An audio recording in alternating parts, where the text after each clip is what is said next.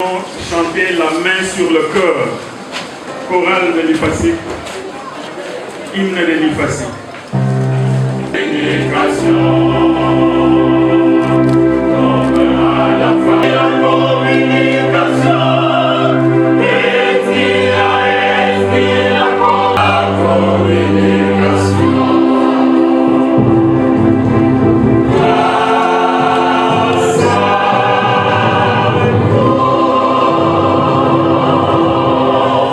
Merci beaucoup, veuillez vous asseoir. Le Congo est une chose formidable. Et l'eau casse, comme on le dit en lingala, et on le dit si bien, Congo Demboka, ça veut dire. Et l'eau tokoki kosakana nayango attendant moteur. 2 345 000 km² et plus. Que de richesse. Tout est richesse. C'est pour cela que les autorités de l'Ifassi, grands formateurs des communicateurs, des journalistes, de la presse, nous voulons que nos étudiants comprennent, que les environs comprennent que le Congo est une chose formidable. Je ne peux pas rester tranquille pendant l'année qui commence, parce que c'est l'année de l'élection, sans toutefois faire la politique, mais nous devons comprendre que tout finalement est politique. Même la cuisine que nous avons chez nous est politique. Qui parle de politique, parle de la gestion. Qui parle de la gestion, parle du choix. Et choisir signifie élire. Élire signifie tomber amoureux d'eux. De jeunes gens ici, de jeunes garçons, de jeunes filles, pour se marier, elles tombent amoureux, amoureuses d'eux. Échoir va de pair avec échoir. Échoir. Okweya. Akwei. Ainsi, nous avons devant nous des échelons terribles. Nous avons des échelons terribles. Nous devons tomber amoureux d'eux. Pour gérer justement Congo Demboka. Et pour le faire, un des premiers conférenciers que nous avons choisi chez nous ici, chez les communicateurs, c'est ce monde que je vois ici, ce monde-là. Regardez. Et j'ai dit ceci à tous nos convives, de nous voir comment nous sommes épanouis. Vous voyez nos étudiants? Vous êtes formidables. Professeur Tchani, vous êtes appelé ici justement pour nous dire que choisir signifie élire. Et il faut bien élire. J'aimerais que au protocole, que mon coordinateur me dise Kwajik. Voilà, Kwajik. Kwajik. Merci beaucoup. Je vous remets la parole. Merci beaucoup, monsieur. Parmi les objectifs poursuivis, nous pouvons citer promouvoir la francophonie ainsi que toutes les valeurs universelles qu'elle défend et plus spécifiquement en ce jour, l'objectif de cette activité est d'éclairer le public sur toutes les zones d'ombre attachées à cette proposition de loi, recueillir cette proposition de loi dont nous voulons que par cette activité, nous puissions recueillir l'avis des scientifiques, des étudiants par rapport à cette proposition de loi qui fait l'objet de l'actualité. Entendre les points de vue divergents afin de protéger la souveraineté du pays et l'intégrité territoriale. Et enfin, instruire les étudiants sur le processus d'adoption de loi à l'Assemblée nationale. Pour terminer, étudiants, futurs cadres, soyons suffisamment instruits sur les enjeux politiques pour éclairer nos choix de demain en vue de bâtir un Congo plus beau qu'avant. Merci.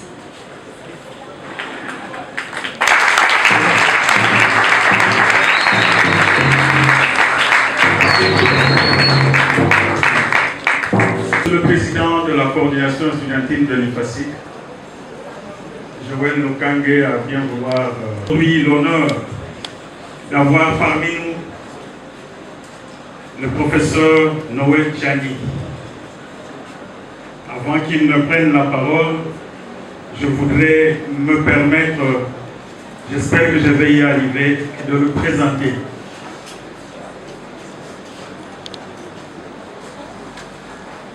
Professeur Dr Tchani Mwadiamvita est mieux connu parmi nous comme ancien candidat président de la République en 2018.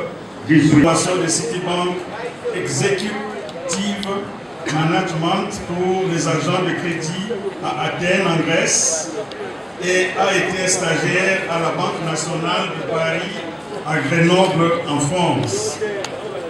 En tant qu'économiste en détachement de la Banque mondiale, Harvard Business School, et a obtenu un doctorat en économie avec spécialisation en banque et finance de l'Université Paris Dauphine 9, après un MBA en gestion financière et fiscalité à l'Université de Grenoble.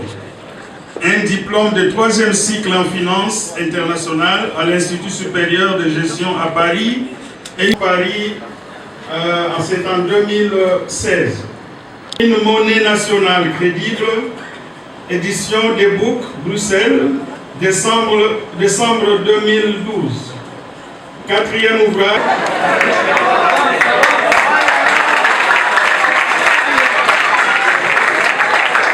Je suis toujours dans l'anglais facile.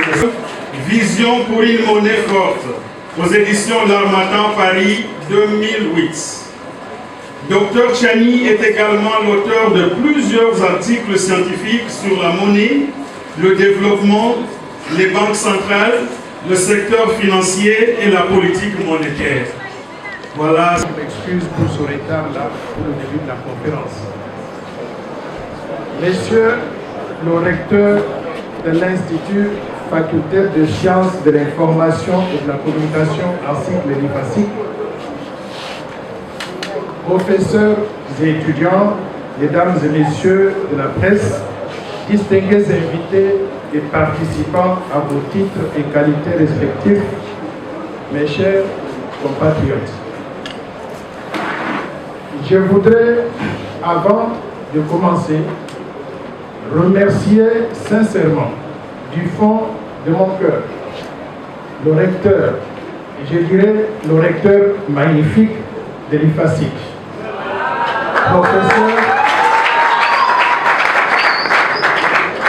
professeur Jean-Richard Kambaya Boacha, qui nous fait l'honneur de nous accueillir dans cet institut pour la tenue de cette conférence scientifique sur un sujet d'actualité et d'intérêt national. Je voudrais sincèrement vous remercier tous d'être venus pour échanger avec nous sur les enjeux, les défis et les perspectives de la proposition de loi Tchani de verrouillage de l'accès à la présidence de la République et aux fonctions de souveraineté nationale en RDC et aussi de l'irrévocabilité de la nationalité congolaise d'origine, proposition qui a été endossée et présentée à l'Assemblée nationale par le député national Nzingi Pululu Servo Kichu, un député exceptionnel qui est parmi nous ici.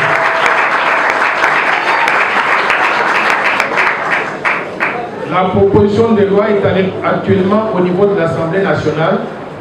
Honorable Nzingi l'a défendu en partie dans sa dimension de souveraineté dans le cadre des discussions sur la loi électorale actuellement en cours au niveau de l'Assemblée nationale. Au moment approprié, choisi par le bureau de l'Assemblée nationale, notre proposition de loi sera débattue en plénière par tous les députés nationaux avant de procéder au vote, comme cela est de coutume dans une démocratie. L'inclusion de notre proposition dans la loi électorale implique une modification simultanée de certains articles de la Constitution, ce qui n'est pas possible actuellement pendant que le pays se trouve en état de siège. Mais aussitôt que l'état de siège sera levé, l'on procédera à la révision constitutionnelle et à l'inclusion des exigences de notre proposition de loi dans la loi électorale et aussi dans la Constitution. Mes chers compatriotes, mesdames et messieurs, voici bientôt 2 décennies que la République démocratique du Congo s'active à instaurer une société véritablement démocratique et un état de droit fonctionnel. Pour y arriver, il y a plusieurs défis à relever, notamment l'identification et le recensement de la population pour déterminer exactement qui est congolais et qui ne l'est pas, et combien de Congolais au total il y a sur l'ensemble du territoire national et aussi à travers le monde. Ces défis touchent non seulement aux élections qui sont la meilleure méthode de conquête du pouvoir dans une démocratie, mais ils affectent également le développement du pays dans la mesure où ils constituent la base de conception et de mise en œuvre d'une véritable vision de développement global et des politiques sectorielles du pays afin de réduire la pauvreté et améliorer le standard de vie de notre population. Aujourd'hui, notre pays ne dispose pas d'informations dignes de foi sur sa population, estimée tantôt à 80 millions d'habitants, tantôt à 107 millions d'habitants. Et le dernier état des lieux sur les statistiques socio-démographiques congolaises, effectué par l'Institut national de la statistique pour la période allant de 1995 à 2000, indique que les statistiques et indicateurs répertoriés sur la population sont dans l'ensemble soit d'une couverture administrative limitée, c'est-à-dire ne couvrant pas toutes les entités politico-administratives du pays, soit aussi peu fiables, soit enfin obsolètes, à telle enseigne qu'il faut éviter de les utiliser pour préparer, organiser et gérer la planification du développement et les échéances électorales. Chers compatriotes, notre pays connaît depuis plus d'une décennie d'importantes mutations socio-démographiques comme conséquence à la fois des guerres successives depuis 1996 ayant causé les morts de près de 10 millions de nos compatriotes d'après les statistiques tenues par les organisations non gouvernementales internationales. Nous savons que ces mutations n'ont jamais fait l'objet d'une certification systématique. Mais du fait de ces mutations, la meilleure option de disposer d'indicateurs fiables n'est certes pas de recourir aux projections démographiques, mais plutôt d'organiser un comptage complet de la population qui renseignera sur le niveau actuel de la démographie en octroyant à chaque Congolais sa carte d'identité nationale. Ainsi, je salue l'initiative gouvernementale d'organiser l'identification de la population en faisant délivrer à chaque citoyen sa carte d'identité nationale et aussi sa carte d'électeur. Aujourd'hui, c'est une mission impossible de prouver la nationalité congolaise d'un individu, ce qui occasionne l'entrée massive des étrangers qui viennent sur notre territoire national sans formalité administrative d'usage et en abandonnant leur nom d'origine étrangère et en adoptant simplement des noms congolais pour tromper l'opinion publique, et ils deviennent automatiquement des Congolais. Au fil des années, ces étrangers ou leurs descendants infiltrent nos institutions, mettant en péril la souveraineté nationale et la stabilité du pays. Il se pose donc par conséquent un problème de gouvernance politique dans notre pays. Mes chers compatriotes, mesdames et messieurs, traiter de la gouvernance politique, c'est aborder des questions liées aux antivaleurs, à l'éthique politique et leurs conséquences dans notre société et sur le développement du pays. L'éthique apparaît comme un ensemble de règles écrites ou non écrites, inspirées par la morale pratique et qui doivent être respectées dans la vie politique, mais aussi dans la vie de tous les jours. La gouvernance politique est aujourd'hui un concept qui vaut jugement moral. Mais que signifie-t-elle réellement?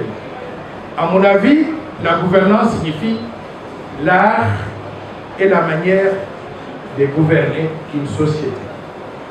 La gouvernance politique est donc comprise comme étant l'ensemble des règles, des procédures, des pratiques qui affectent la façon dont les pouvoirs sont exercés à l'échelle nationale. En d'autres termes, il s'agit de la manière par laquelle le pouvoir est exercé dans la gestion des ressources économiques et sociales des pays au service du développement.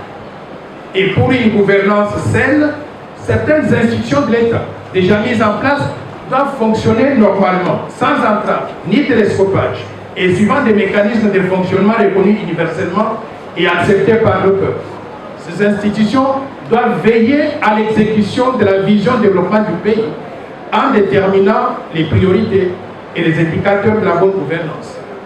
Nous pouvons citer certaines institutions qui peuvent garantir la bonne gouvernance politique dans notre pays. 1. Le président de la République, c'est le garant des institutions. 2. Le pouvoir judiciaire, c'est eux qui jugent les crimes, les cas en fonction des lois existantes. Et 3. Le Parlement, qui comprend dans notre cas ici l'Assemblée nationale et aussi le Sénat. C'est eux qui élaborent les lois que la justice va utiliser pour juger des gens qui ne respectent pas ces lois. Tout le monde se plaint aujourd'hui que ça ne marche pas dans notre pays. Nous voulons tous le changement. Nous voulons la rupture par rapport à la mauvaise gouvernance politique, économique et aussi par rapport aux antivaleurs. Nous devons donc arrêter la continuité du mal et opter obligatoirement pour le changement qualitatif de notre population sur tous les plans. Nous devons lutter contre les antivaleurs qui minent notre société aujourd'hui. Et pour lutter contre les antivaleurs, il n'y a pas d'autre secret que de restaurer l'état de droit avec toutes les fonctions régaliennes. Pour combattre les antivaleurs et instaurer la bonne gouvernance politique et économique, les dirigeants de la RDC devront se soucier de faire transiter l'être humain, c'est-à-dire le citoyen congolais, vers sa pleine citoyenneté par l'éducation aux vertus et aux principes de la République. Nous devons restaurer l'état de droit pour permettre à chaque Congolais de vivre d'après les principes socialement acceptables et d'après les lois qui s'imposent à tous et à toutes sans exception. La bonne gouvernance politique est donc une œuvre humaine et par conséquent perfectible à chaque moment. Pour l'instaurer dans notre pays, nous devons commencer par mettre l'homme qu'il faut à la place qu'il faut et le tenir responsable de ses actes. Pour cela, il faut des femmes et des hommes qui soient 100% loyaux au pays et à la population. Mes chers compatriotes, mesdames et messieurs, chers étudiants, eu égard aux enjeux d'infiltration et au souhait de réduire les risques pesant sur notre pays, nous avons proposé la loi sur le verrouillage de l'accès à la présidence de la République et aux fonctions de souveraineté nationale et aussi sur l'irrévocabilité de la nationalité congolaise d'origine. Ne donnons pas d'interprétation péjorative à cette proposition de loi, qui n'a rien à voir avec ce que j'entends tous les jours, la congolité, et ne vise rien d'autre que la protection de la souveraineté nationale et l'intégrité territoriale de notre pays. Nos détracteurs qui ont fabriqué le terme congolité veulent invoquer les mauvais souvenirs de l'ivoirité en Côte d'Ivoire, où certains leaders politiques refusaient la nationalité ivoirienne à 7 millions de personnes représentant 26% de la population ivoirienne au nord du pays, à la frontière avec le Burkina Faso, sous prétexte qu'ils étaient des Burkinabés.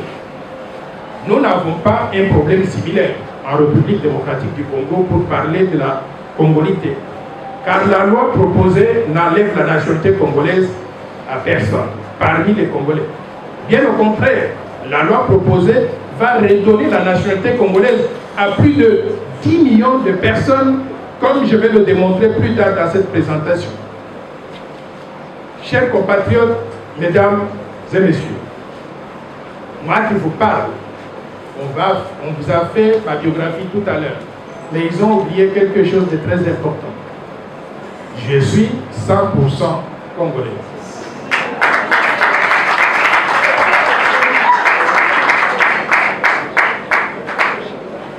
La RDC est la terre de mes parents, grands-parents, arrière-grands-parents et arrière-arrière-grands-parents du côté de mon père et aussi du côté de ma mère. Tous originaires d'Ngandajika dans la province de la Lomami, au centre de la République. La RDC, donc notre gouvernement, a payé même pour mes études primaires, secondaires et universitaires. Je ne serais pas devenu ce que je suis aujourd'hui si je n'avais pas bénéficié de cette bourse appelée bourse du Conseil exécutif national, bourse du gouvernement congolais. Je dois tout à mon pays et au peuple congolais. Vous m'avez fabriqué. Ma connexion et ma loyauté à la RDC sont très fortes, totales, inconditionnelles et indiscutables. La terre de nos ancêtres, elle est sacrée. Tous, nous devons protéger notre terre qui est notre patrimoine commun et nous devons défendre la souveraineté, l'intégrité et la pérennité de notre pays, car c'est le seul pays au monde dont nous sommes propriétaires à 100% et que personne, je dis bien personne, ne doit nous arracher sous quelque subterfuge que ce soit. Mes chers compatriotes, mesdames et messieurs, actuellement, je suis très préoccupé par la misère de la population congolaise et le niveau du sous-développement de notre pays. C'est pour cela que je vous renouvelle ma proposition du plan Marshall de Noël Tchani pour la reconstruction et le développement de la RDC, comme étant la vision globale de développement pour pacifier le pays, lutter contre les antivaleurs, promouvoir la bonne gouvernance, développer le capital humain, promouvoir l'autosuffisance alimentaire, créer des infrastructures de base, industrialiser et diversifier l'économie nationale, promouvoir un système financier moderne et robuste, restructurer la Banque centrale du Congo à une véritable autorité monétaire et de régulation et doter le pays d'une monnaie nationale crédible tout en mettant fin à la dollarisation de l'économie. La finalité de mon plan Marshall pour la reconstruction et le développement de la RDC, c'est de développer le pays et d'éliminer la pauvreté dans laquelle croupit la misère de la population congolaise aujourd'hui. Le plan Marshall actualisé après Covid-19 et après la guerre ukraino-russe compte aujourd'hui 50 programmes cohérents et bien orchestrés pour sortir la RDC du sous-développement et en faire un pays émergent. Et le coût total de ce plan est estimé à 1 000 milliards de dollars sur 15 ans pour faire progresser le produit intérieur brut par habitant de 458 dollars aujourd'hui à 15 000 dollars dans 15 ans, tout en créant au passage des emplois et des opportunités pour tous les Congolais, pour toutes les Congolaises et en améliorant considérablement le standard de vie de tous nos concitoyens. Ceci est tout à fait possible, car l'impossible, à mon avis, n'est pas congolais. Mais nous ne pourrons réaliser ce rêve que si la RDC continue à rester un pays souverain, dont le destin se trouve où? Dans les mains de ses filles et de ses fils, tous ensemble que nous sommes ici. Chers compatriotes, mesdames et messieurs, pour préserver la souveraineté nationale, l'intégrité territoriale, la cohésion nationale et la paix durable, je propose que la fonction de président de la République soit réservée à qui? Aux Congolais nés de pères et de mères congolais d'origine. La Sainte Bible donne l'instruction de Dieu, suivant laquelle la royauté ou la présidence du pays ne peut pas être donnée à un étranger. Deutéronome le dit clairement au chapitre 17, verset 15. La loi Tchani, dont il est question aujourd'hui, trouve son essence et sa justification dans cette instruction divine. Nous n'avons rien inventé. La Bible le dit clairement, il ne faut pas donner le pouvoir suprême à des étrangers. La suite logique du verrouillage de l'accès à la présidence exige la même portée de la nationalité aux défauts constitutionnels du président de la République, c'est-à-dire le président du Sénat. En cas de vacance du pouvoir, s'il arrivait que le chef de l'État, pour une raison ou une autre, ne peut plus exercer ses fonctions, qui devient président de la République pendant la transition, le président du Sénat. Donc nous devons verrouiller aussi ce poste. Le verrouillage doit aussi couvrir quelques postes de souveraineté nationale, qui sont les suivants. Le président de l'Assemblée nationale, le haut commandement militaire de l'armée, le haut commandement du commissariat général de la police, le directeur général des migrations, l'administrateur général de l'Agence nationale des renseignements, les hauts magistrats de la République, le Premier ministre et les ministres régaliens, c'est-à-dire les affaires étrangères, l'intérieur, la défense, la justice et les finances. Les gouverneurs des provinces, le gouverneur de la Banque centrale du Congo et le président de la Commission électorale nationale indépendante. En plus, il nous faudra appliquer les mêmes dispositions aux épouses et aux époux de tous les postes de souveraineté verrouillés. On ne peut pas dire qu'on a un président de la République de père et de mère.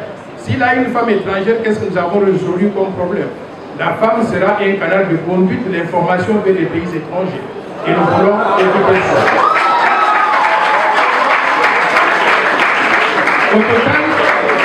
Au total, nous avons une centaine de postes à verrouiller sur une population estimée à 107 millions d'habitants. 100 postes verrouillés sur 107 millions d'habitants. Faites le ratio, vous allez trouver c'est 0,001. Donc ce n'est pas beaucoup.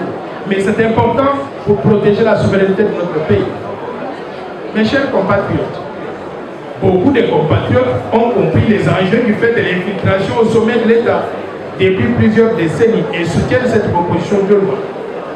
Mais, s'il vous plaît, j'ai besoin de votre attention. Mais comme il faut s'y attendre dans une démocratie, quelques compatriotes s'y opposent en avançant comme argument d'une part que la loi proposée serait discriminatoire parce qu'elle écarterait une partie des Congolais et certains candidats potentiels aux élections de 2023. Et d'autre part, ils disent aussi qu'il y a des sujets plus importants et plus urgents sur lesquels on devrait s'attarder, notamment la misère dans laquelle vit la population. Je tiens tout de suite à répondre à ces interrogations en vous rappelant la pauvreté de la population congolaise. Et j'ai aussi proposé le plan Marshall de Noël Tchani pour la reconstruction et le développement de la RDC, dont je vous ai présenté les grandes lignes tout à l'heure au début de cette présentation. Ma proposition de loi, elle est extrêmement importante aujourd'hui. Pourquoi? Parce qu'elle porte sur un aspect crucial de la vie de notre pays. C'est-à-dire quoi? L'accession aux plus hautes fonctions de souveraineté du pays. La proposition de loi ne porte pas sur les conditions d'acquisition de pertes ou aussi de recouvrement de la nationalité congolaise. Elle ne change donc rien à la nationalité de ceux qui sont déjà congolais actuellement. Si vous êtes congolais, que vous soyez de père ou de mère, et que vous ayez acquis la nationalité d'une façon ou d'une autre, vous resterez et vous continuerez à être congolais. On ne vous enlève pas la nationalité. L'article 10 de la Constitution de la République dispose à cet effet que la nationalité congolaise est une et exclusive et ne peut être détenue concurremment avec une autre nationalité étrangère. La nationalité congolaise est soit d'origine, soit d'acquisition individuelle. Et congolais d'origine, toute personne appartenant aux groupes ethniques dont les personnes et le territoire constituaient ce qui est devenu le Congo, c'est-à-dire la République démocratique du Congo à l'indépendance. Il y a même une loi organique qui détermine les conditions de reconnaissance d'acquisition, de perte ou de recouvrement de la nationalité congolaise. Outre le verrouillage de hautes fonctions, j'ai aussi proposé la révision de cet article pour permettre aux Congolais ayant acquis des nationalités étrangères et qui ont perdu la nationalité congolaise, pour leur permettre de recouvrer la nationalité congolaise d'origine, que personne d'entre nous ne doit perdre. Nous sommes nés Congolais, nous vivons Congolais, nous mourrons Congolais et nous serons enterrés qui? Congolais. Sur le territoire national, tout Congolais devra se soumettre aux lois congolaises, sans aucune possibilité d'invoquer une quelconque immunité du fait de la détention d'une nationalité étrangère. Mais au vu de l'histoire la plus récente, il sera plus prudent d'exclure la double nationalité avec tous les pays voisins de la RDC, et en particulier ces pays-là qui ont eu des velléités d'occupation de la RDC. On doit rétablir le climat de confiance qui n'existe pas aujourd'hui, avec des pays comme le Rwanda, l'Ouganda, le Burundi, tous ces pays voisins. On ne peut pas avoir la double nationalité avec eux dans un premier temps. Le principe de l'irrévocabilité de la nationalité congolaise permettrait à 10 millions de nos compatriotes, soit 10% de la population, de recouvrer la nationalité congolaise d'origine qu'ils avaient perdue du fait de l'exclusivité de la nationalité contenue dans la Constitution dans sa forme actuelle. Notre pays gagnerait beaucoup en récupérant tous ces compatriotes qui se trouvent être des ressources humaines de qualité, bénéficiant d'une bonne éducation et des qualifications professionnelles dont la République démocratique du Congo a grandement besoin pour son développement. Mes chers compatriotes, mesdames et messieurs, depuis 1996, vous le savez tous, les armées du Rwanda, du Burundi et de l'Ouganda ont été rejointes sur le sol congolais par celles du Zimbabwe, de la Namibie, de l'Angola et de tous les pays du monde venus dans le cadre des opérations de maintien de la paix avec la MONUC et plus tard la MONUSCO. Ces soldats étrangers se sont accouplés avec les Congolaises et les Congolais, donnant naissance à des millions d'enfants qui sont tous Congolais d'après la Constitution actuelle.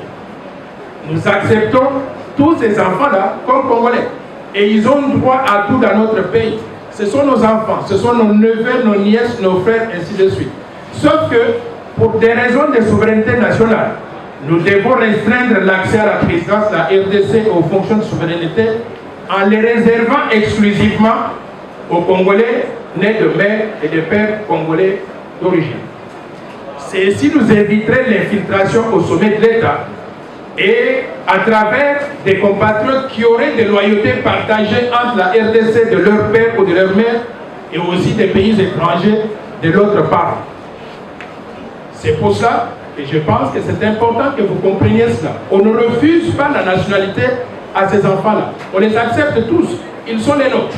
Sauf, et ils peuvent tout faire dans notre pays. Ils peuvent occuper tous les postes.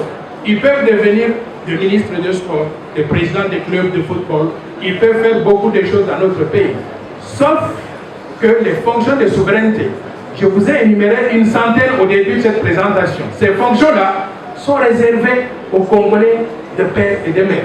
Ce n'est pas qu'on fait la discrimination par rapport aux autres. On voudrait juste s'assurer de la loyauté totale au pays. Pourquoi? Parce que, imaginez quand vous avez un parent congolais et notre parent rwandais, et qu'il y a une guerre qui explose entre le Rwanda et la RDC. Vous allez prendre la part de quel pays? Le pays de votre mère ou le pays de votre père? Pour éviter ce conflit d'intérêts, on s'est dit, tous ces enfants-là sont les nôtres. Ils peuvent tout faire dans le pays. Ils peuvent être des hommes d'affaires, des médecins, des professeurs d'université, comme je l'ai dit tout à l'heure, des présidents des clubs de football, des ministres des sports, et ainsi de suite. Sauf les fonctions de souveraineté, ces fonctions-là, on va s'assurer qu'ils restent dans les mains des gens que nous connaissons et dont la loyauté est 100% à l'égard de la République démocratique du Congo. Ma proposition de verrouillage porte essentiellement sur les conditions d'accès à la fonction de président de la République, c'est-à-dire sur les critères qui doivent être remplis pour être candidat au poste de président de la RDC. Pour le moment, ces critères-là sont définis par l'article 72 de la Constitution de la République, qui dispose ce qui suit. Nul ne peut être candidat à l'élection du président de la République s'il ne remplit pas les conditions ci-après. 1. Posséder la nationalité congolaise d'origine. 2. Être âgé de 30 ans au moins. 3. Jouir de la plénitude de ses droits civiques et politiques. Et 4. Ne pas se trouver dans un des cas d'exclusion prévus par la loi électorale. Il convient de souligner que ma proposition de verrouillage vient apporter une condition supplémentaire, voire additionnelle, qui est de limiter l'action à la présidence de la RDC aux Congolais nés de père et de mère eux-mêmes Congolais d'origine. Il est important de relever que ce critère additionnel vise simplement à protéger l'intérêt national, la souveraineté nationale, la fonction suprême qui est très sensible, qui est celle de président de la République, en évitant l'infiltration au sommet de l'État et en préservant la fierté d'être Congolais et d'être dirigé par un Congolais comme nous, quelqu'un qui vous ressemble, qui me ressemble, qui est comme tout le monde. C'est ça que nous voulons réaliser par cela.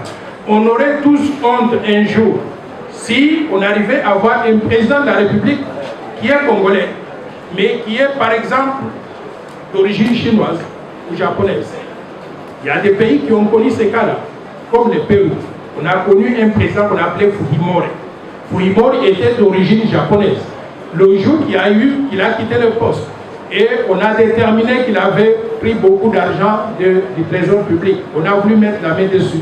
Il a sorti le passeport japonais pour leur dire « Je n'ai jamais été péruvien, j'ai toujours été japonais. Nous ne voulons pas que ça nous arrive ici. » Dans beaucoup de pays, il y a des dispositions qui protègent l'intérêt national et qui empêchent n'importe qui d'accéder à la magistrature suprême. On n'est pas le seul pays du monde à avoir cette idée-là. De telles dispositions existent dans d'autres pays tels que le Cameroun, ici à côté, la Zambie, le Togo, le Gabon, le Maroc, l'Algérie, la Tunisie, le Burkina Faso, la Turquie. C'est seulement quelques pays que j'ai pu répertorier. Mais si vous allez en Indonésie, vous ne deviendrez jamais président de l'Indonésien si vous êtes d'origine congolaise. Même si vous êtes né là-bas, vous avez grandi là-bas. Et aussi, ces critères ou bien ces conditions existent dans des grandes démocraties du monde, telles que les États-Unis d'Amérique, où n'importe quel Américain ne peut pas devenir président de la République. Aux États-Unis d'Amérique, par exemple, il faut être né sur le sol américain, comme Barack Obama, Bill Clinton ou John F. Kennedy. Par contre, l'ancien secrétaire d'État américain Henry Kissinger, un diplomate distingué, ou bien l'ancien secrétaire d'État Madeleine Albright, ou l'ancien gouverneur de l'État de Californie, Arnold Schwarzenegger, tout en étant tous les trois pleinement des Américains, ils ne peuvent pas prétendre à la fonction de président des États-Unis d'Amérique. Pourquoi? Parce qu'ils ne remplissent pas un des critères fondamentaux pour être président du pays, c'est-à-dire celui d'être né sur le sol américain. Ce n'est pas de la discrimination.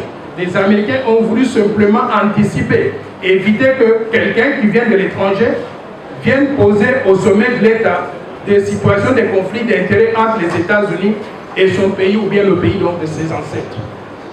Je tiens à préciser que ma proposition de loi, elle est impersonnelle.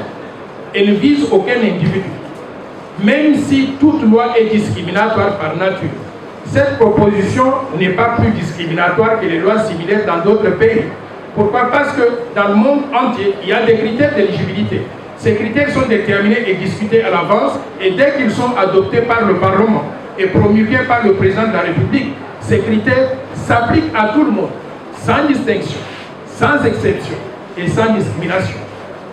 C'est ainsi que dans la plupart de ces pays, il y a par exemple le critère de l'âge. En France, pour être candidat à la présidence, il faut être âgé de 18 ans. En République démocratique du Congo, pour être candidat à la présidence, il faut être âgé de combien d'années? De 30 ans. Est-ce qu'on peut dire qu'il y a de la discrimination par rapport à ceux qui seraient très mûrs, mais qui auraient 29 ans ou 28 ans? Non, c'est un critère qui a été adopté. Il faut donc vivre avec, le respecter. Par conséquent, il n'y a pas de discrimination dans la proposition de loi que nous faisons. Il convient de noter qu'en République démocratique du Congo, ces critères-là d'éligibilité à la présidence de la République sont complétés par des critères opérationnels qui sont prévus par la loi électorale. Et vous suivez tous les débats qui se passent au niveau de l'Assemblée nationale. Honorable Tsingi Pouloulou, qui est député national, qui nous représente valablement là-bas, aura l'occasion de pouvoir élaborer un peu plus là-dessus pour vous dire quelle est la procédure pour que quelqu'un comme vous et moi, qui ne sommes pas des députés nationaux, on puisse suivre pour arriver à mettre au niveau de l'Assemblée nationale une loi sur une question que nous estimons être importante pour notre pays. Il pourra vous donner donc le processus à suivre et vous dire aussi à quel niveau on se situe dans le processus de traitement de la proposition qui nous concerne aussi. Je voudrais, mesdames et messieurs, que vous sachiez une chose. Parce qu'il y a beaucoup de personnes qui disent, mais est-ce que cette proposition de loi elle est opportune? Est-ce que c'est le moment? Est-ce qu'on n'a pas d'autres priorités? Ma réponse est celle-ci. La proposition de loi, elle est opportune. Pourquoi? Parce que lorsque la souveraineté du pays est menacée, il n'y a pas meilleur moment que d'agir immédiatement. Car si le risque identifié d'infiltration au sommet de l'État se matérialise, ce sera trop tard pour sauver notre pays. Donc le timing de ma proposition de verrouillage coïncide très bien avec les réformes que proposent d'autres organisations telles que la CENCO, telles que l'Église du Christ au Congo, telles que les églises de réveil et des organisations de la société civile. Il faut recenser toutes ces propositions-là et les tamiser, les intégrer dans la mesure du possible dans la loi électorale ou bien aussi au niveau de la Constitution lorsque les conditions le permettraient.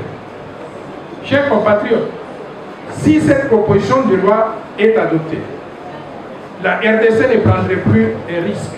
Le risque de donner la magistrature suprême et d'autres fonctions de souveraineté à des personnes dont nous ne sommes pas sûrs de la loyauté au pays. Des personnes dont le cœur, le sang, l'allégeance et la loyauté sont ailleurs, à défaut du corps physique qui vit avec nous en République démocratique du Congo. Et je voudrais aussi vous dire une chose, nous sommes dans un pays de nous, les Noirs. Il est tout à fait normal qu'on ait l'un d'entre nous qui dirige notre pays ou bien qui occupe ces fonctions-là. Ce n'est pas de la discrimination. Nous qui avons vécu à l'étranger dans d'autres pays, on ne s'est pas senti discriminé parce qu'aux États-Unis, moi, je ne peux pas devenir président de la République. C'est la loi de la terre qu'ils ont adoptée chez eux, on doit respecter ça. Quand j'étais en France, je ne pouvais même pas penser prétendre à la magistrature suprême en France. J'ai étudié en Belgique, je ne pouvais pas prétendre devenir roi de Belge pendant que j'étais en Belgique. Mais pourquoi est-ce que les gens trouvent anormal que nous, on adopte des lois qui puissent protéger aussi notre pays pour donner à nos enfants, aux enfants de nos enfants, l'occasion de pouvoir diriger notre pays et de s'assurer que ce pays-là reste toujours un pays appartenant aux Congolais de père et de mère. Donc il n'y a pas de discrimination. Il faudrait que les gens puissent regarder dans ces conditions. Je voudrais vous rappeler une chose, c'est qu'avant, pendant la période du Zaïre, pendant que Maréchal Mobutu était président de la RDC, président du Zaïre à l'époque, il y avait une loi qui disait que pour être candidat au poste de président du mouvement populaire de la Révolution, président de la République du Zaïre, il fallait être zaïrois d'origine, virgule, né de père et de mère zaïrois.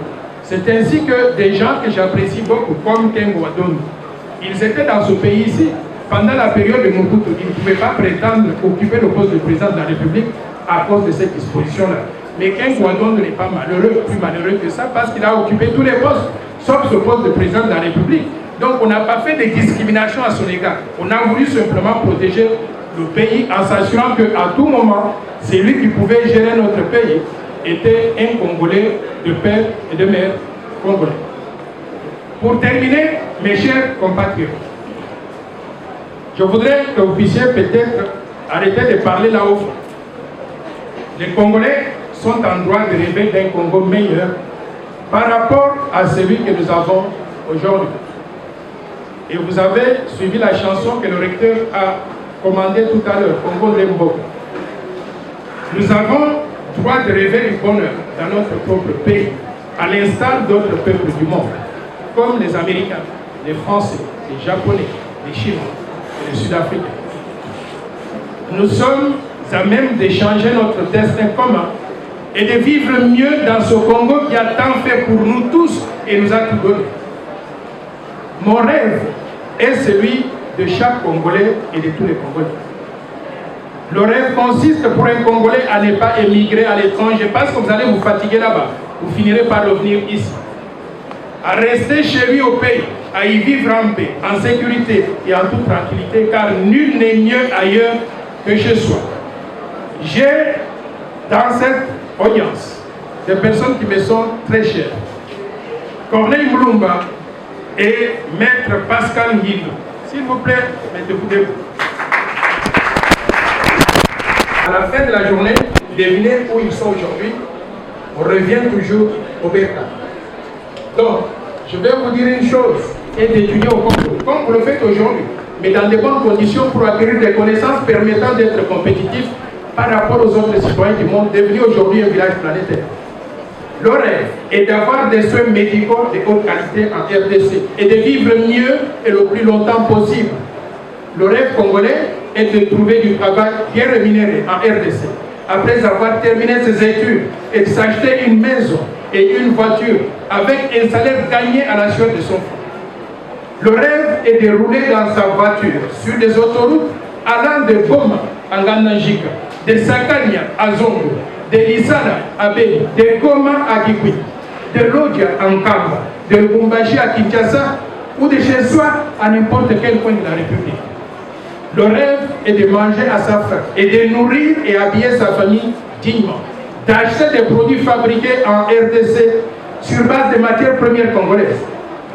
Le rêve est de restaurer l'intégrité territoriale, l'état de droit et la justice de manière à vivre en toute sécurité n'importe où dans le pays, sous la protection d'une police et d'une armée de services de sécurité dans lesquels les citoyens ont confiance.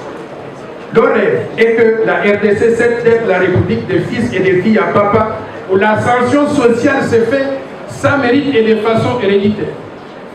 Le rêve est que notre pays redevienne la République démocratique du Congo, où la promotion sociale est basée sur la méritocratie et où tout le monde a une chance égale de s'épanouir dans la société. Et finalement, le rêve congolais est que la RDC retrouve sa dignité, sa respectabilité et ses lettres de noblesse. Notre rêve commun en tant que Congolais est de créer au cœur de l'Afrique un pays plus stable, plus prospère, plus équitable, plus beau et plus fort qu'avant. Mais même avec la bonne volonté du monde, personne d'entre nous ne peut réaliser seul ce rêve congolais. Nous ne pourrons réaliser le rêve congolais qu'en nous mettant et en travaillant ensemble comme citoyens d'un pays indépendant et souverain, dirigé par l'un d'entre nous, car l'union fait la force et crée des synergies. C'est pour réaliser le rêve congolais, avec la participation de tous les Congolais et de toutes les Congolaises, que je vous demande de soutenir la proposition de loi de verrouillage de l'accès à la présidence de la République et aux fonctions de souveraineté nationale, et en adoptant le principe de l'irrévocabilité de la nationalité congolaise d'origine, qui redonnerait à notre pays toutes les ressources humaines de qualité éparpillées à travers le monde. Nous ne devons perdre aucun Congolais. C'est en privilégiant l'intérêt collectif que nous bâtirons un pays où il fait bon vivre partout, un pays qui donne des chances égales à chacun et chacune de nous, sans exception et surtout sans discrimination, conformément aux vœux et à la vision de Patrice Emery Lumumba et d'autres martyrs de l'indépendance qui ont été assassinés pour notre souveraineté nationale.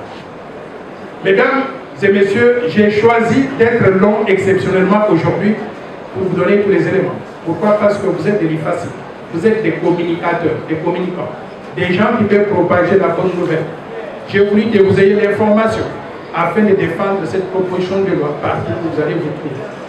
Que vive la République démocratique du Congo. Je suis de père et de mère.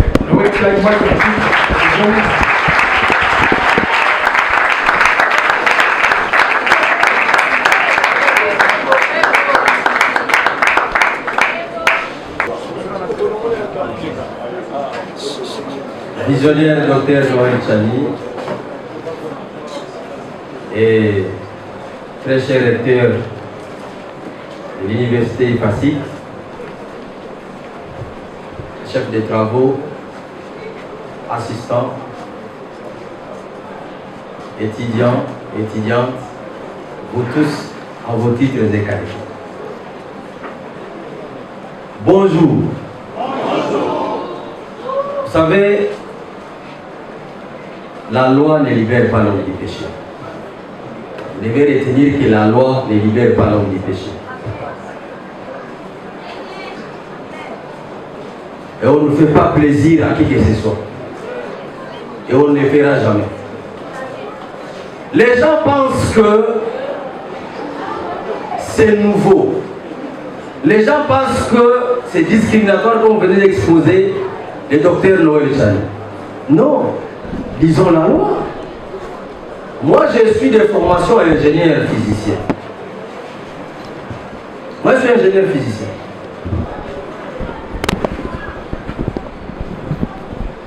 Et j'ai choisi de continuer en politique. Il faudrait connaître l'histoire de notre pays. En 1960, avant d'accéder à l'indépendance, nous avons fonctionné avec une constitution. Et cette constitution est claire. Un Congolais d'origine, c'est lui qui est né des pères et qui dispose d'un sol. Parce que le tribu, dans les tribus, il y a les ethnies. dans l'ethnie, il y a les clans. Et les clans, c'est lui le propriétaire des terres.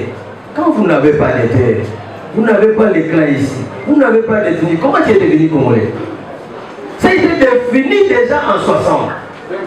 En 64, on a compris que en dehors des papas, il y a d'autres tribus qui étaient des matriarcats, comme les Bakongo, les cas chez moi.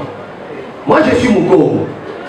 Je suis Mukongo du Congo central, territoire de Madimba. Et je suis détenu qu'on appelle Muntandu. Je suis des clans. Je suis des pères, des mères, des arrière-parents. Si vous voulez me tracer, il faut compter 600 ans avant Jésus-Christ. C'est-à-dire, les pays nous appartiennent et nous devons montrer à quiconque que ces pays nous appartiennent. Je voulais vous poser une question avant de continuer. Les pays étaient bien gérés avant l'indépendance. Mais pourquoi nous avons acquis l'indépendance? C'est quoi l'indépendance? Qu'est-ce qu'on cherchait de l'indépendance? Les pays étaient bien gérés. Vous êtes à Kinshasa, vous avez la voiture VW, vous arrivez à Kasumbalès. Vous êtes à Kinshasa, vous prenez la voiture VW, vous arrivez à Kisangani. Mais pourquoi nous avons accédé à l'indépendance? C'est quoi les soucis? La réponse, les soucis étaient que les pays soient gérés par des Congolais, des pères et des mères. C'est pourquoi ça a été acté dans la Constitution. En 64, on a modifié, on a tenu compte des Bakongo qui étaient matriarcats. Le président Mobutu arrive au pouvoir en 65. En 70, vous savez que le mouvement des réfugiés de Ndeke là, de 36 à 54, on a retrouvé d'autres ethnies au Congo. Mobutu a eu la malchance, le président Mobutu a eu la malchance d'avoir un directeur de cabinet qui s'appelait Bisengimana. Comme la Constitution définissait que un Congolais d'origine, c'est lui qui est né des pères ou des mères, avoir la terre au Congo, il y avait un problème sur les réfugiés qui se trouvaient au Congo. Il fallait trouver une formule pour ces réfugiés. C'est comme ça. Il y avait aussi un problème de gestion. On trompe au maréchal Mobutu que si tu veux bien gérer, il faut chasser les blancs. Il faut modifier la Constitution parce que la Constitution ne te permet pas d'être chef partout. Ah, accepte la proposition. Il modifie la Constitution pour se mettre maintenant garant de la République comme il voulait, mais il laisse les dispositions que les Rwandais ont modifiées. Il change la nationalité, il dit un Congolais d'origine, toute personne qui se trouve au Congo avant l'indépendance. C'est là où est entré le mal congolais. C'est là où est entrée la maladie de la nationalité. En 64, ces tribus-là, qui n'avaient pas, ces ethnies-là, qui n'avaient pas de terre, parce que quand vous êtes propriétaire d'une ethnie, mais vous devez avoir une terre. Mais parce qu'ils n'en avaient pas, ils commencèrent l'esprit d'expansion. Cet esprit a conduit à des guerres. On les a chassés vers la montagne de Minembwe. Ils sont arrivés au village qu'ils appellent Minembwe. Vous connaissez l'histoire bien que moi. Moi, je suis ingénieur, je ne vous apprends rien. Alors, en 74 et 75, le groupe de Congolais, ils ont trouvé que non. Ce problème commence à attirer les autochtones. Parce que ces gens-là qui sont venus d'ailleurs devraient avoir une terre. Et ils étaient très nombreux. Cette disposition, le cours des tribunaux était provincial. Ça ne pouvait pas résoudre la crise. Tshisekedi Ouaboulouba, le père, proposant qu'il y ait parquet général de la République. Cette idée a été acceptée par tout le monde et il y a eu mise en place du parquet général de la République. Dans l'esprit qu'il sera nommé procureur général de la République, malheureusement, le directeur du cabinet de Mobutu, c'était Bisengimana qui était rwandais. Comprenez la suite. Il nomme pour la première fois le tout premier directeur procureur général de la République, Kengo Adol. C'est le conflit entre Tshisekedi Moulumba et Kengo Adol. Il est là, Corneille Moulumba est là. Il sait ce que je suis en train de dire. Parce qu'il est l'un des fondateurs de l'IDPS. C'est à cause de ça, l'opposition a vu le jour jusqu'à 81. Et à 81, ils ont mené les combats jusqu'à modifier la Constitution. Lorsque Kengo Adol devient Premier ministre, le danger était clair que bientôt nous aurons un président qui n'est pas congolais de faire. C'est à ce titre, ils modifièrent la Constitution, qu'ils ont appelé l'acte constitutionnel de 81. Et il devait y avoir les élections en 84. C'est la loi électorale de 84 chapitre 3, article 7 dit ceci. C'est la loi, si je ne m'abuse pas, excusez-moi, j'ai noté quelque chose. C'est la loi numéro 009 de 1984. Donc, chapitre 3, article 7 dit ceci. Pour être le président du mouvement populaire de la République d'Isaïe, président de la République, parce qu'à l'époque, il faut être d'abord au mouvement, président de l'impair pour être président de la République. Condition 1. Être congolais d'origine, c'est-à-dire être né de père et de mère zaïrois. Non, tout un mot. Ce ne sont pas des choses d'aujourd'hui. Et lorsqu'il n'y a pas eu élection en 90, les atrocités ont commencé, les mouvements de l'opposition a gagné le terrain. Jusqu'au départ du maréchal, cet article est resté comme ça. La loi électorale, c'était ça. Mouzé arrive en 97. Il nomme chef d'état-major général un Rwandais. On lui dit non, parce que la Constitution dit ceci, disait ceci.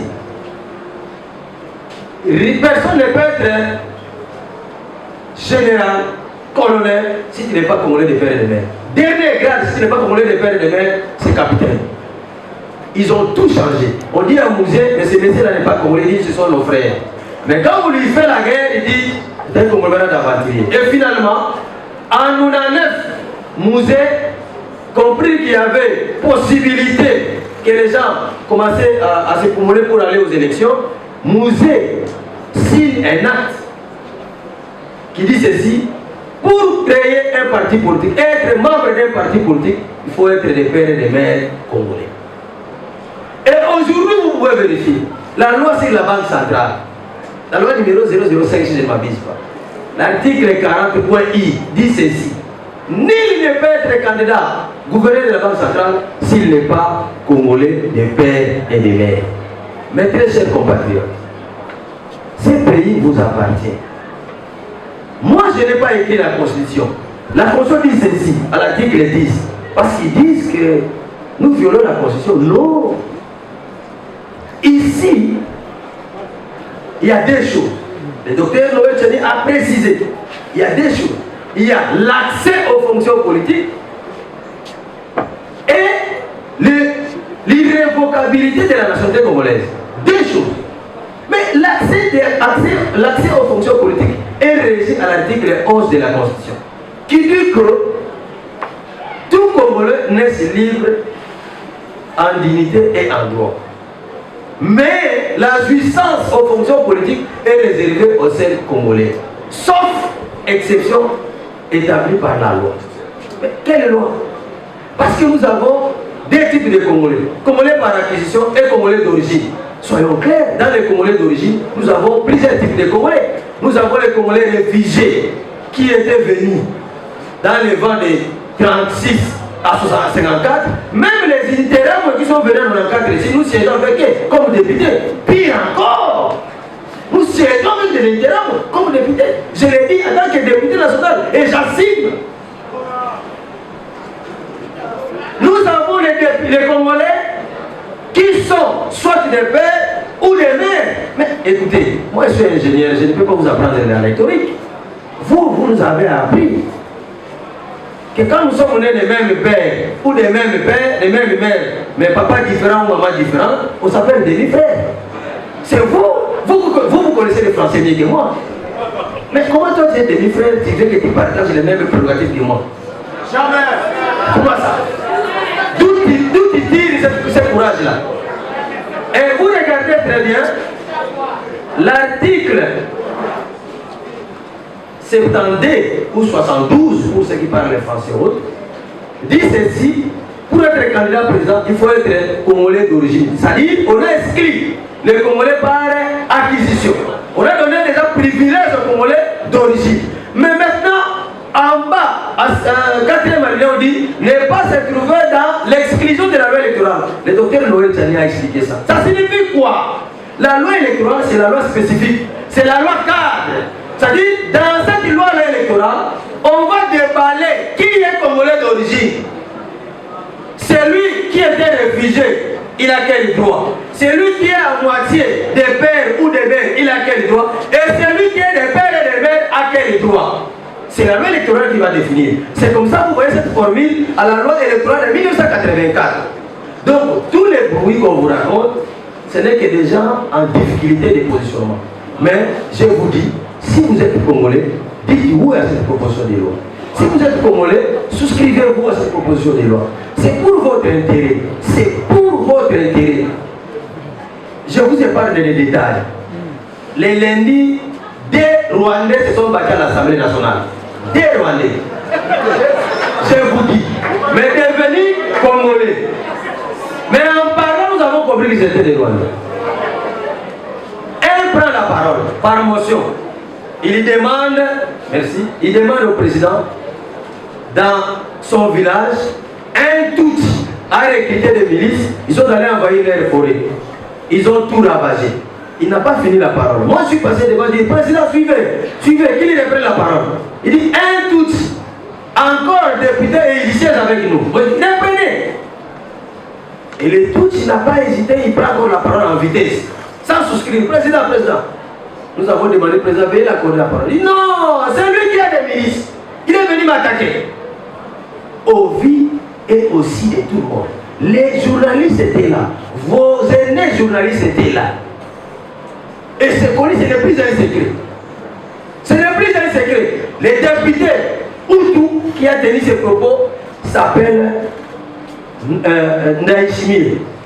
Le député, tout ce qu'il avait accusé, qui a répliqué, il s'appelle Mohamed Tchocho. Vérifiez.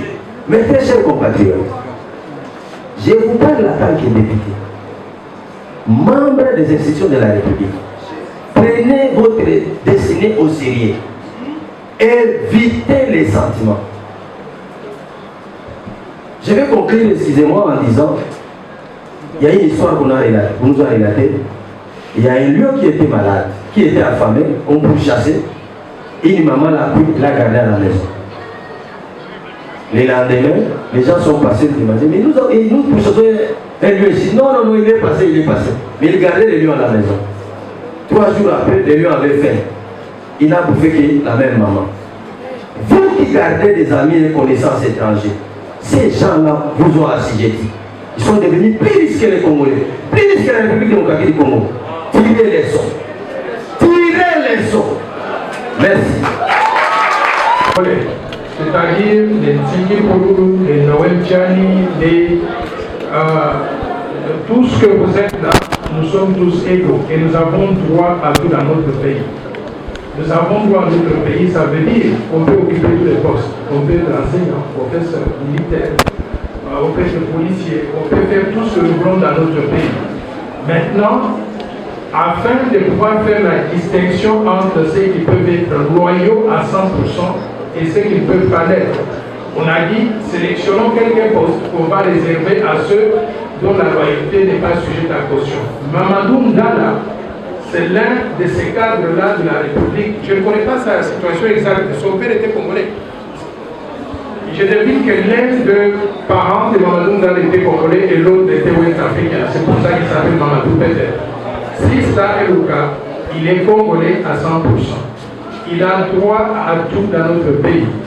Il a fait une carrière florissante au sein de l'armée. Sauf que, s'il est déterminé qu'il n'était pas des pères et des mères congolais, pas qu'on dit qu'il est mauvais citoyen, nous voulons simplement nous assurer que, à ce poste-là de président de la République, on ne va le réserver qu'à un Congolais dont la loyauté est 100% à l'égard de la RDC. Pour vous éclairer un peu plus, je voudrais vous donner l'exemple d'un pays que je connais, le Nil, les États-Unis d'Amérique. Les États-Unis d'Amérique ont fait une loi qui dit que pour être président de la République, il faut être né sur le sol américain. Mais il y a des Américains distingués qui ont fait très belle carrière. Par exemple, Henry Kissinger. Vous êtes peut-être trop petit pour comprendre qui était Henry Kissinger. C'est le diplomate par excellence. C'est lui qui a fait la navette entre les États-Unis et l'Israël et la Palestine. C'est lui qui a négocié les accords de Camp David. C'est un diplomate de premier plan. quelqu'un qui était dévoué à la cause des États-Unis d'Amérique. Mais les Américains ont mis en place avant lui une loi qui disait, malgré tous les services que vous pouvez prendre aux États-Unis, vous ne pouvez pas devenir président des États-Unis étant donné que vous n'êtes pas né sur le sol américain. Cette loi-là, elle était personnelle. On ne l'a pas conçue pour ou contre Henry Kissinger, tout comme la loi que nous proposons. Elle était personnelle. On ne l'a pas conçue pour ou contre Mamadou Ndala. Pourquoi? Parce que si vous regardez Mamadou Ndala, peut-être qu'il était très loyal par rapport à la RDC. Mais il y a aussi beaucoup d'autres Mamadou Ndala dans la même situation qui, si on leur donne l'occasion, ils n'hésiteraient pas à vendre la RDC à l'un des pays de leurs parents, un pays étranger. Pour éviter ce risque-là, la loi est dure, mais cela doit s'applique à tout le monde sans distinction. Maintenant, en ce qui concerne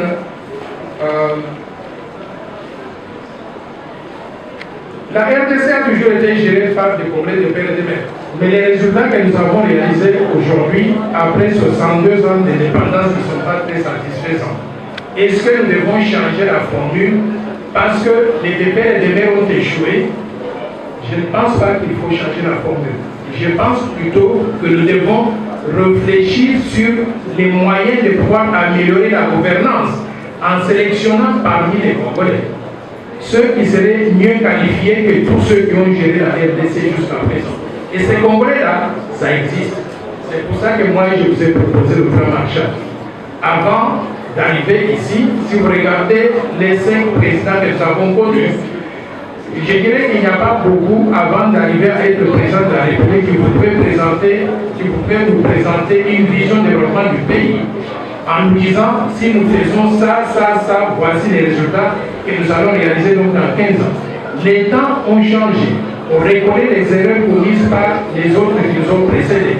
Faisons mieux en sélectionnant parmi nous ceux qui sont loyaux à 100% à l'égard du pays et qui sont mieux qualifiés pour gérer le pays afin de nous donner des meilleurs résultats que ceux que nous avons récoltés jusqu'à présent. Maintenant, il y a Madame la journaliste de ce côté qui a posé une question si la loi n'est pas conçue pour exclure M. Moïse Katumbi. Je vous ai, dans ma présentation tout à l'heure, dit que la loi était impersonnelle. Quand j'ai commencé cette histoire-là, je ne pensais pas à une seule équipe parce que je considère que dans les 107 millions de Congolais, il n'y a pas un seul Congolais qui soit plus important que d'autres pour que je puisse passer mon temps à concevoir des lois pour lui ou contre lui. Mais parce que vous me posez la question sur un individu, malgré le fait que je refuse de pouvoir être entraîné dans les discussions sur les individus, je vais répondre. Monsieur Moïse Katumbi qui est-il? Parce que nous avons entendu ça de sa propre bouche. Son père est grec, italien, israélien, n'est-ce pas? Sa mère est zambienne. Sa femme est burundaise. Honnêtement, vous pensez que nous sommes si bêtes que ça pour avoir un étranger à 100% qui vient diriger notre République pendant que nous avons au Congo des gens très qualifiés pour faire ce travail-là et d'ailleurs mieux éduqués que Moïse Katumbi, avec plus d'expérience que Moïse Katumbi. Pourquoi on doit le laisser nous ne sommes pas ce pays-là. Donc, je suis désolé de pouvoir vous répondre aussi brutalement que vous avez posé la question, mais c'est la réponse que j'ai donc à vous donner. Donc, la loi n'est pas faite pour Katumbi ou contre Katumbi. La loi est personnelle, elle est faite pour protéger la souveraineté des Congolais. Elle est faite pour promouvoir les Congolais d'origine. Et si lui, il ne se retrouve pas dans ce cas d'éligibilité, il doit pouvoir accepter son sort.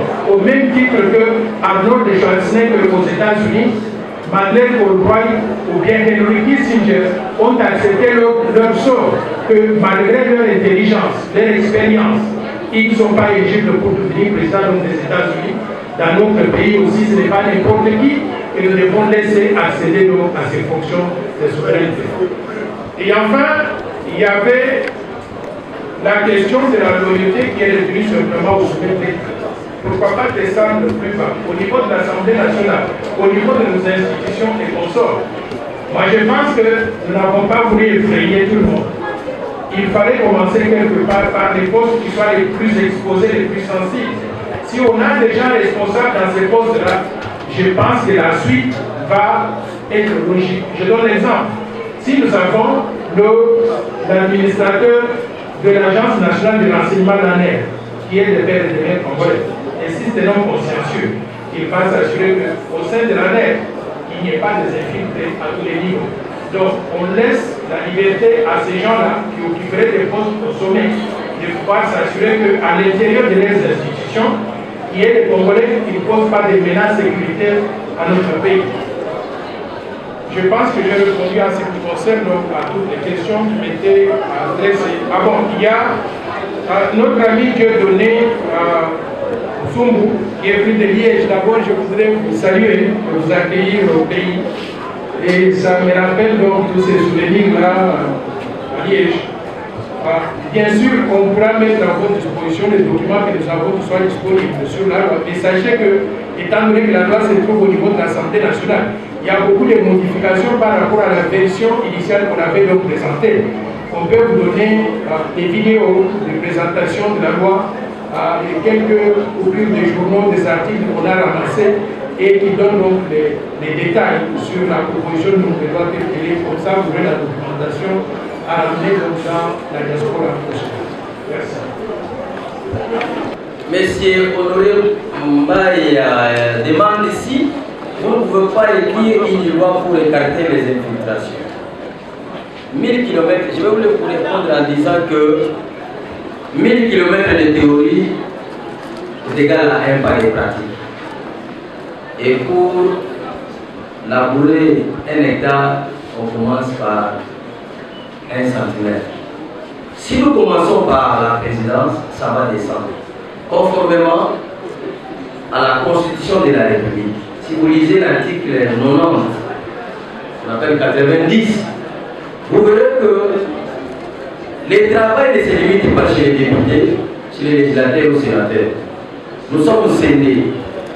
En dehors des députés, à l'Assemblée nationale et au Sénat, nous avons le gouvernement. Cet article vous dit clairement que le Premier ministre est le chef du gouvernement et il détient le pouvoir réglementaire. Et ce qui est aussi les lois. Ce qui signifie que le Premier ministre doit s'assurer, avant d'entrer en fonction d'un ministre, qui est-il? À son tour, le ministre doit s'assurer, avant de nommer ses conseillers, qui sont-ils? Avant de nommer les mandataires, qui sont-ils? Et les mandataires vont s'assurer, avant de lever quelqu'un en grade, qui est-il? Ainsi de suite, nous allons créer un État sérieux. C'est comme ça que ça commence. Donc nous devons partir de là. Deuxième question, M. Jancy Rachidi demande encore l'honorable Ntiki pour le plus loyal que le général Mamadou Ndala. Vous avez appris Mamadou Ndala quand il est mort, il s'est sacrifié parce qu'il était dans les zones de combat, la zone de combat. Votre question est tellement bonne, mais je vais vous répondre par une autre question. Savez-vous comment Mamadou Ndala est mort? Comment les ennemis savaient que Mamadou Ndala se dirige à tel point? Mais c'est parce que parmi les dirigeants, il y avait des infiltrés qui avaient communiqué la position de nos éléments. Non, mes très chers frères, mes très chers frères, faites très attention. Faites très attention. Mamadou Ndala était sacrifié par des infiltrés aux commandes. Vous devez, on peut vous dire la vérité. Oui, je reconnais à Mamadou Ndala la loyauté vis-à-vis de l'État congolais. Mais comment Mamadou Ndala est mort? Un jour, avant de mettre en place la commission sur les enquêtes des atrocités à l'Est, j'avais pris parole pour poser seulement la question. Avant de mettre en place la commission, nous devons connaître les mécanismes et les conditions qui font que tout général, tout commandant qui se distingue dans l'intérêt des Congolais, soit il est empoisonné, soit il est tué. Pourquoi et comment? J'ai été chassé à l'Assemblée nationale. Mais j'ai été chassé, j'ai été hurlé, J'ai été menacé parce que ils sont là. Mes très chers frères et sœurs, notre pays, c'est un beau pays. Faisons tout de protéger la République. Ce que nous sommes en train de faire aujourd'hui, oui, mais vous savez les menaces auxquelles ils s'exposent. En endossant cette loi. Peut-être que vous n'en faites pas. Les gens vous dormez calmement. Vous croyez qu'ils dorment calmement? Lorsqu'on cherche à me tuer, vous avez oublié? Vous avez oublié que les gens qui sont en prison parce qu'ils cherchent à tuer aussi. Vous avez oublié? Chaque jour, les gens, 100 personnes dorment chez moi pour me sécuriser. Ça me coûte combien? Mais pourquoi je dois continuer? Parce que c'est l'intérêt de la République. Le visionnaire docteur Tchoni a dit quelque chose. Le Congo lui a tout donné. Mais écoutez, moi, qui suis-je? Je suis né ici. Moi, je suis né à Sénégal. J'ai grandi ici, à Kinshasa. Je suis allé étudier à l'internat et revenu aller à l'université ici. Ce pays a fait de moi cadre de direction à la SNEL. Ce pays a fait de moi député provincial. Ce pays a fait de moi député national. Ce pays a fait de moi promoteur des écoles. Ce pays a fait de moi chef d'entreprise. Qu'est-ce que je ne dois pas donner à ce pays? Pourquoi je ne peux pas penser à l'avenir de nos enfants? Pourquoi je ne peux pas penser à l'avenir des autres? Vous là, posez-vous la question.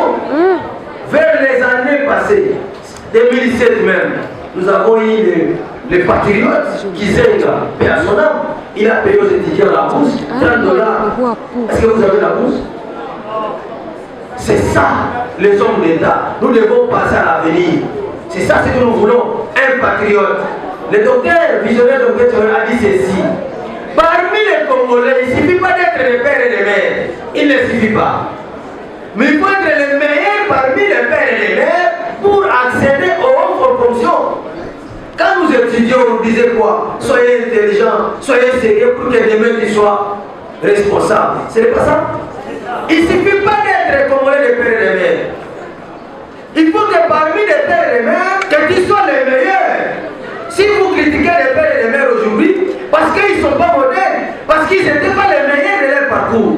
J'avais dit ici avant qu'on nomme le Premier ministre, qu'on voit les bulletins de l'école secondaire. Parce qu'à l'université, il n'y a pas de conduite. Il n'y a pas de conduite à l'université. Mais à l'école secondaire, il y a la rubrique conduite.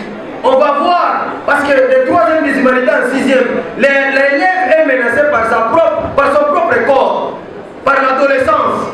C'est à ce moment-là qu'on reconnaît qu'un enfant se donne aux études ou pas. Et vous verrez dans beaucoup de bulletins, les gens sont des médiocres ou assez bons. Mais prenez ceux qui sont bons et très bons. Mais vous ne voulez pas. Ils ne veulent pas. Je suis le modèle. Je fais partie des modèles que vous devez accepter. Je fais partie des modèles.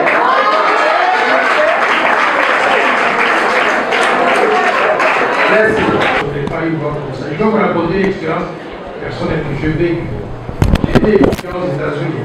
Je termine mon école en MBA, donc maîtrise en banque et finance. Toutes les banques new-yorkaises viennent nous interviewer pour sélectionner les meilleurs. Et je suis sélectionné par toutes les 5 banques qui m'avaient interviewé. Parmi ces banques-là, il y a la Banque centrale américaine, la Fed directeur. J'ai choisi moi d'aller à la Fed. J'ai pris bagage pour m'envoyer les billets d'avion. Je débarque à Washington au siège de la Fed. Le premier jour, vous remplissez la fiche d'identité, toutes les informations sur vous. La dame qui était devant moi, qui devait me recruter, elle lit les informations et je vois qu'elle se tient la tête comme ça. Elle dit, vous n'êtes pas américain. Je dis, non, je ne suis pas américain, mais je suis résident permanent. Les résidents permanents, ils ont ce qu'on appelle la green card, la carte verte. C'est-à-dire une carte qui vous donne les mêmes avantages que les citoyens américains. Alors, elle me dit, je suis désolé. J'aurais bien voulu vous recruter. Et vous étiez le meilleur dans votre groupe quand on vous a interviewé. Malheureusement, vous ne pouvez pas travailler à la Fed. Pourquoi? Parce que vous n'êtes pas américain. Vous pouvez travailler partout aux États-Unis, dans tous les postes que vous voulez, sauf dans les agences du gouvernement fédéral, comme la Banque centrale américaine. C'est comme ça que cette banque-là me renverra auprès donc des banques commerciales privées à New York. Je suis allé à la JP Morgan Chase, à la Citibank, à la Republic National Bank of New York. Donc c'est vous dire qu'à un moment donné, il va falloir qu'on descende en dessous de ces postes, de 100 postes de souveraineté que nous avons épinglés à un moment donné pour qu'on ait des lois qui s'étendent au niveau de toutes les institutions. Mais dans un premier temps, on fait confiance à ceux qui vont diriger ces institutions-là, les ministères tels que l'honorable Nsini Proulon l'a dit tout à l'heure, là, on leur fait confiance que quand ils vont sélectionner les collaborateurs, les conseillers, les gens qui doivent être des chefs de département, des chefs de division et consorts, s'ils sont aussi consciencieux que nous sommes, ils vont s'assurer qu'on donne priorité à vous les Congolais de faire de faire, mais aussi à tous les Congolais qui remplissent les critères de méritocratie pour que le pays puisse tirer avantage de leurs connaissances et qu'on ne puisse pas discriminer contre un groupe de Congolais bien spécifique. Pourquoi? Parce qu'ils ne seraient pas à 100% de pères et de mères congolais.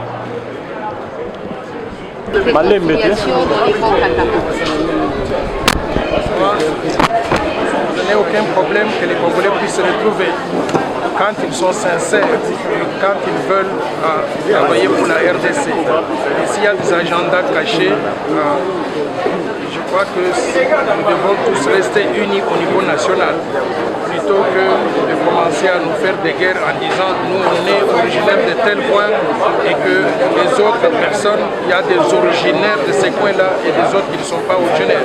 Je ne m'inscris pas dans cette logique-là. Et si ils sont sincères au Katanga, je crois qu'il faudrait que tout le monde qui est katangais participe à cela.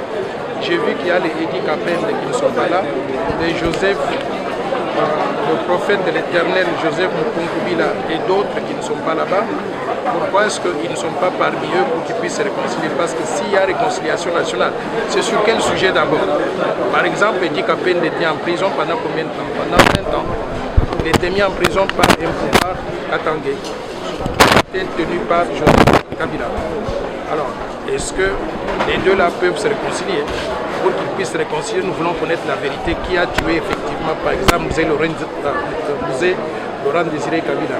Alors, si on évite ces questions très sensibles et très essentielles pour la survie même de notre pays, je pense qu'on tape à côté. Donc, je leur souhaite bonne chance. Mais je ne suis pas convaincu que le forum tel que formulé répond donc à ce que nous voulons en tant que pays. Où tout le monde doit être ensemble, regarder dans la même direction, partager la même vision au niveau national et développer le pays au profit de tous. Professeur, vous avez exposé votre loi devant les étudiants. Quel est l'intérêt des étudiants de l'IFACIC, soit des étudiants de la RDC en général, vis-à-vis de votre loi que vous exposez, qui a des problèmes également à l'Assemblée nationale qui ne sait pas être élu? Non, il n'y a pas de problème à l'Assemblée nationale. Comme je l'ai dit dans la présentation, il faut que la loi électorale en cours de discussion soit conforme à la Constitution. Et la Constitution, pour qu'on puisse modifier deux articles, l'article 10 et l'article 72, on ne peut pas le faire pendant que le pays se trouve dans l'état de siège. Donc il faut attendre qu'on puisse lever cet obstacle-là pour qu'on modifie la loi électorale et la Constitution et qu'on incorpore donc les dispositions que nous avons proposées dans cette loi. Alors maintenant, quel est l'intérêt à venir parler aux étudiants? Les étudiants, c'est l'avenir de demain. Et surtout, ce n'est pas n'importe quels étudiants, c'est l'IFACIC, l'Institut qui forme des formateurs, des communicateurs. Nous pensons que si vous arrivez à comprendre de quoi il s'agit, vous serez nos meilleurs interprètes dans la société congolaise pour que les gens comprennent davantage ce que nous voulons réaliser, honorable Singh et moi, à travers cette loi, pour que nous puissions protéger donc, la souveraineté nationale. Honorable Singh, Honorable Nsingh Kounoulou, vous venez de parler d'être meilleur parmi les meilleurs dans ce que vous appelez Congolais de père et de mère. Les parlementaires ont proposé des réformes électorales. Certaines lignes, par exemple, n'est pas accepté que les suppléants soient des membres de sa famille. Nous avons vu clairement que les députés ont refusé d'opter pour cette proposition-là. Et donc, vous pensez que les meilleurs ne peuvent venir que de vos familles, vos femmes, vos enfants? Non. Il n'est pas question de dire que les membres familiales devaient absolument être suppléants. Non. Nous avons dit que les suppléants jouissent de la confiance des titulaires. Et l'expérience montre que de 2006 en 2011, 63 députés sont morts et 80% de leurs morts ont été l'empoisonnement par les premiers suppléants qui n'étaient pas membres des familles. De 2011 en 2018, il y a 20 morts. Donc on a compris sensiblement parce que les gens ont commencé à mettre leurs membres des familles. Et depuis 2018 jusqu'à aujourd'hui, pratiquement 4 ans, nous avons moins de 10 morts et qui sont morts de la mort normale. C'est comme ça que les gens ont dit. D'ailleurs, il s'est ajouté une anecdote. Les collègues de Yonkoussou, candidat gouverneur au Congo central, qui avait un suppléant qui n'était pas membre de sa famille, il est sorti avec 0 voix. Ça montre que quand le suppléant n'est pas vraiment un homme de confiance, une personne de confiance, et surtout pas membre de famille, moindre vague de corruption, il ne va pas vous regarder. C'est comme ça. On n'a pas dit que les suppléants ne peuvent être que des membres de famille. Non. On dit que les suppléants doivent être des personnes de confiance. Moi qui vous parle, à l'Assemblée provinciale de Kinshasa, mon suppléant, il n'est même pas de ma famille, ni quelqu'un que je connais. À l'Assemblée nationale, mes suppléants ne sont pas de ma membre de famille, moins encore de mon ethnie. Non. Donc, tranquillisez-vous. Nous sommes en train d'élaborer des lois dignes pour une société meilleure.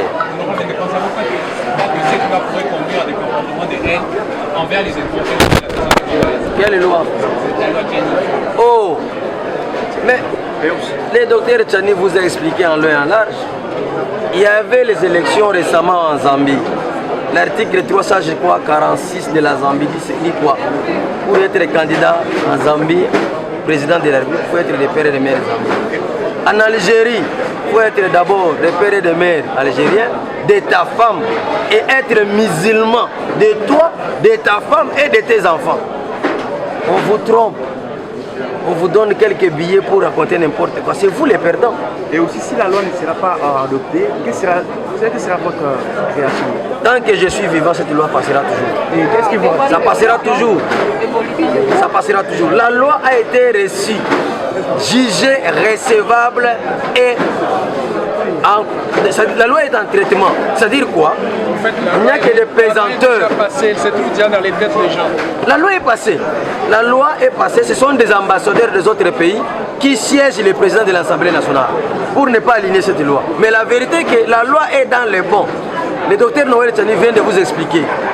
La Constitution dit, lorsqu'il y a l'état de siège, lorsqu'il y a l'état de guerre, lorsqu'il y a une partie de la République est menacée, la Constitution ne peut pas être révisée.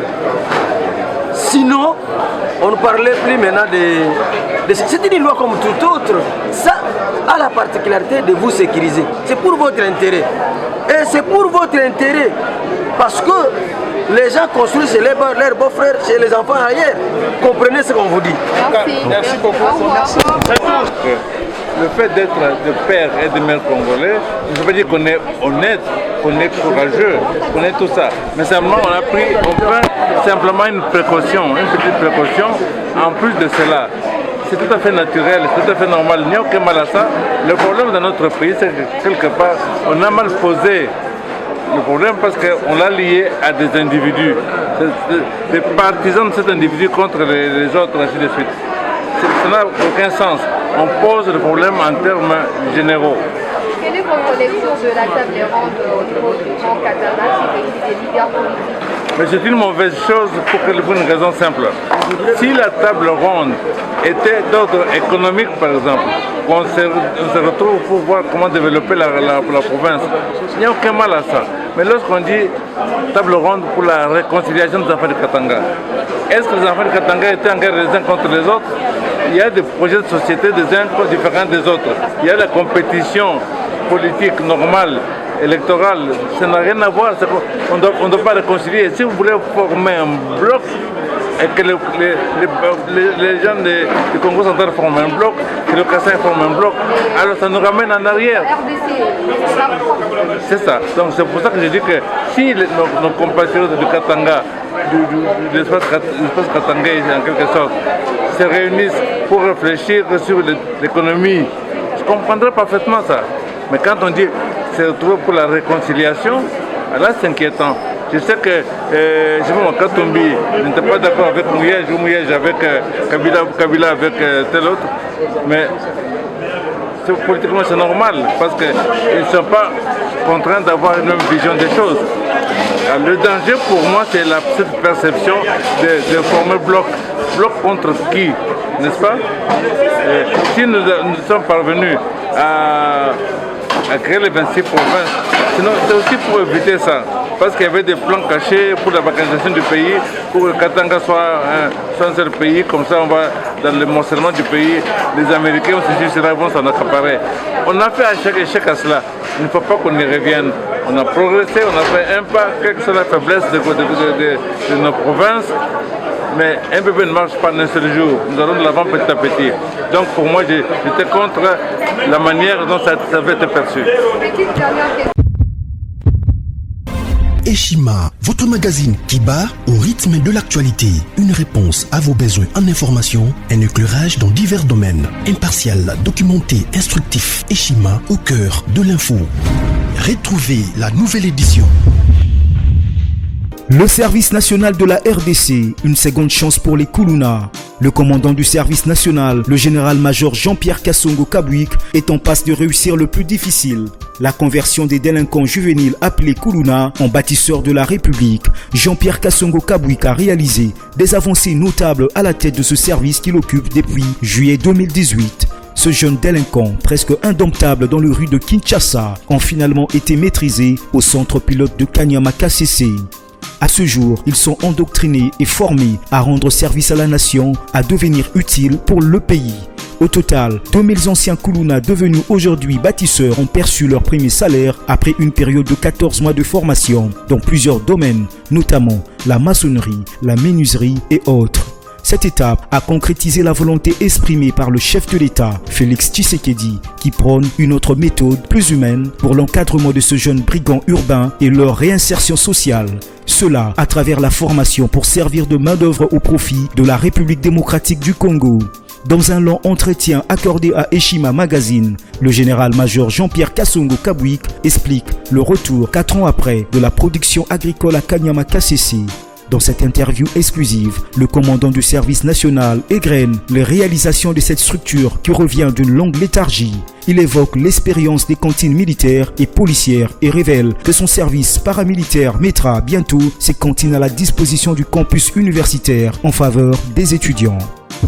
Focus. L'équipe Mwakadi fait exploser le compteur. La DGI dépasse 200% des recettes fiscales au mois d'avril 2022, soit le triple réalisé en avril 2021. Une performance historique jamais réalisée au sein de cette régie financière. À lire également, les FARDC progressent de 5 places au monde selon le classement établi par Global Power. Analyse de l'état de siège décrété depuis 1 an dans les provinces de l'Ituri et du Nord Kivu. Découvrez également plusieurs autres sujets à lire dans ce nouveau numéro. Retrouvez l'intégralité du magazine Eshima dans les kiosques. Eshima Magazine, un nouveau standard d'information.